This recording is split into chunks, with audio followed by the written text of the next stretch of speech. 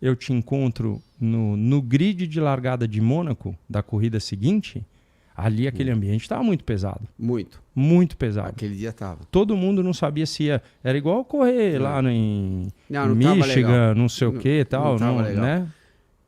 Eu acho que não...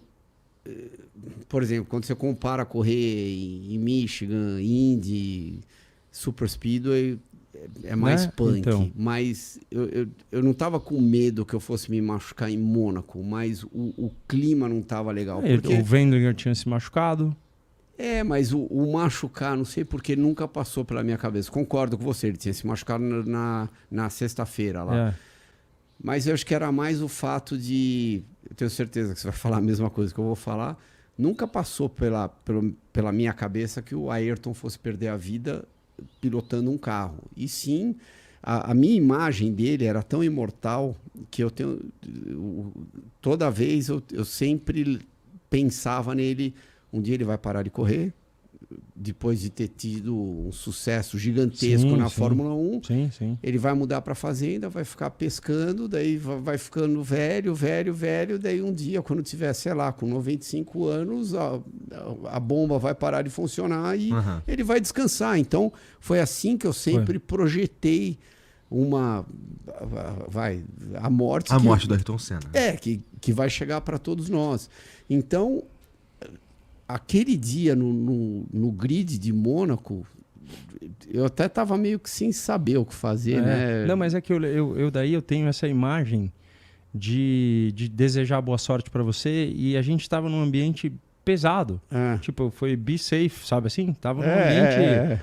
E isso foram 2 semanas depois da corrida de Imola. Então, é por isso que eu lembrei, né? E eu voltei correndo para a Europa para testar o carro, para saber se eu estava fisicamente bem. Essa corrida, por exemplo, de Mônaco, eu só lembro porque eu quebrei o nariz. E aí, tudo ruim assim de respirar. Pensa, quando eu chegava no hairpin lá de Mônaco, que é uma curva que fazia 30... Fez enxerto no nariz? Não. Então, foi por isso que ficou grande. Foi. Eu olhei pro meu avô outro dia e falei, nossa, você bateu forte em mim, hein, vô? Narigão, velho, nossa.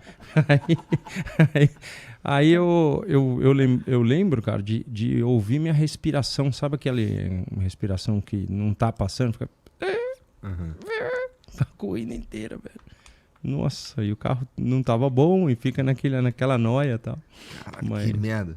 É isso aí, acontece. Deve acontecer com... Bom, É porque assim, cara, quando a gente fala A gente tava falando do Ayrton Senna, ele, porra... A gente fica pensando no que seria, né, inclusive do automobilismo, ou da própria carreira, se a gente for falar assim, diminuindo, da carreira que viria se não tivesse se ele não tivesse morrido, né? Então, e é doido que assim, eu ouvi de vocês que estavam lá, né? E eu lembro que eu era um menorzão vendo pela TV com meu pai, e eu lembro do choque só, sabe? Eu tinha 9 anos, eu lembro do choque. E eu lembro de ficar também com um pouco de remorso, porque tudo que eu queria era que a corrida acabasse logo, porque eu só podia jogar videogame depois que acabasse a corrida. E eu fiquei com um pouco de remorso. Fiquei, nossa, cara, caralho. Mas, porra, pra vocês era uma outra relação. Era o cara que ia lá sentar do lado lá e... Conta você a história de Adelaide. Não, você ficou na pista aquele final de semana lá de Imola? Ou depois a batida sábado? Não, fui embora. Você foi embora? Fui pra Inglaterra. Então você não tava lá? Não tava. Tá.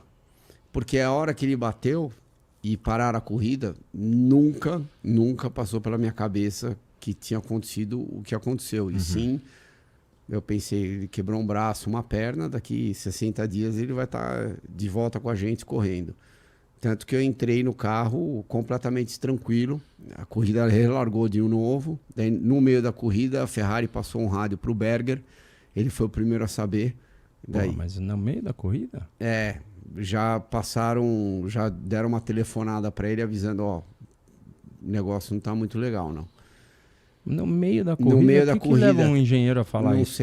Não sei. Acho que era por causa do relacionamento do Berger a Ayrton, que era muito próximo. Que doideira. Tanto que ele parou, né?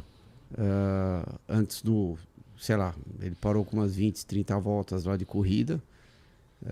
Eu quebrei no finalzinho da corrida, faltando umas 2 voltas para terminar. E eu achava que você estava lá ainda. Não, eu fui pra... Tinha voltado pra Inglaterra Você voltou o quê? Domingo de manhã ou sábado? Não, eu voltei sábado, né? Eu bati Sábado. sexta, fui sábado pra pista, depois sábado fui pra Inglaterra. Mas daí você ficou no hospital de sexta para sábado? Fiquei de sexta pra sábado, sábado eu fui pra pista, Tá. tudo inchadinho. E... Você não tava com uma tipóia no braço? Tava. Né? É, eu lembro disso.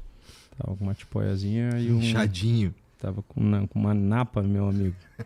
Aqui, ó. Tava parecendo o Tony. Ou o vô Rubão. Puta merda.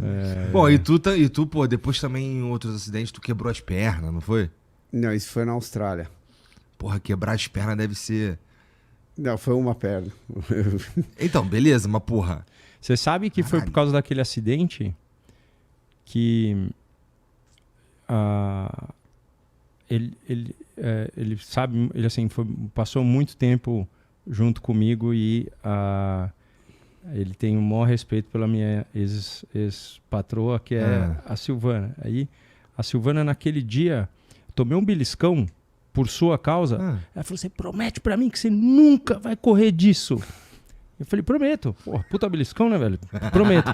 E depois de alguns anos eu tive que falar, ó, puta, mudaram os anos, eu acho que eu vou dar uma corrida lá. No telhado. Eu vou correr lá. Porra, e isso tem a ver com o lance de tu correr de uma porrada de coisa, né, cara? Eu acho maneiro pra cacete, assim, um montão de experiência que tu tem, né? E, putz, sei lá, me conta aí como é que dessas experiências aí, vamos lá, Fórmula 1 foi de fato a experiência mais maneira que tu teve no automobilismo? Eu acho que Fórmula 1 e Indy, eu tive muita sorte de correr numa fase da Indy que a categoria estava bombando. Os carros eram bem mais rápidos do que são hoje em dia, ao ponto que eram muito parecidos com o carro de Fórmula 1. Não era... Sai da Fórmula 1 direto pra Indy? É isso. Não era tão rápido que nem um carro de Fórmula 1, mas era 2 segundos por volta pior. Não era muito mais que isso. Mas entende? a gente tá falando num oval, o cara 400 e pico. Ah, não. Mas no oval era mais rápido, porque a Fórmula 1 não corre no oval. Aqueles carros eram preparados para correr no oval. Eu tô falando 2 segundos mais lento por volta, se fosse correr num misto, 3 segundos. Mas, enfim, era muito parecido. E daí, eu acho que o fato de... Foram oportunidades que foram aparecendo na minha vida e eu fui meio que surfando a onda, entendeu? Eu fui de uma categoria para outra. Se você perguntar para mim se tem algum arrependimento, acho que o único arrependimento que eu tenho é de ter desistido do meu sonho da Fórmula 1 tão cedo.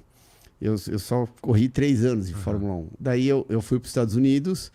E daí eu comecei a correr de Indy, daí eu fiz meu primeiro contrato grande, longo, enfim, de 3 anos, daí eu renovei por mais 2. Mas você a hora que eu olhei chance de... aquele ano lá... Tinha. Já, Não, 3 meses depois que eu cheguei lá, a Sauber me ligou para voltar. Só que daí, putz, eu já estava negociando com o Carl. E daí, o que você faz? Você troca o certo pelo incerto. Tanto que isso se você olhar... Isso é 96, né? Para 96. Isso seria para 96, exatamente. Daí o que você faz? Você troca o certo pelo incerto? Sim. E se você voltar atrás agora e ver o histórico da Sauber, ela foi boa, mas nunca foi nada além de bom, entendeu? Não é que eu perdi a melhor equipe de Fórmula 1 ou isso ou aquilo.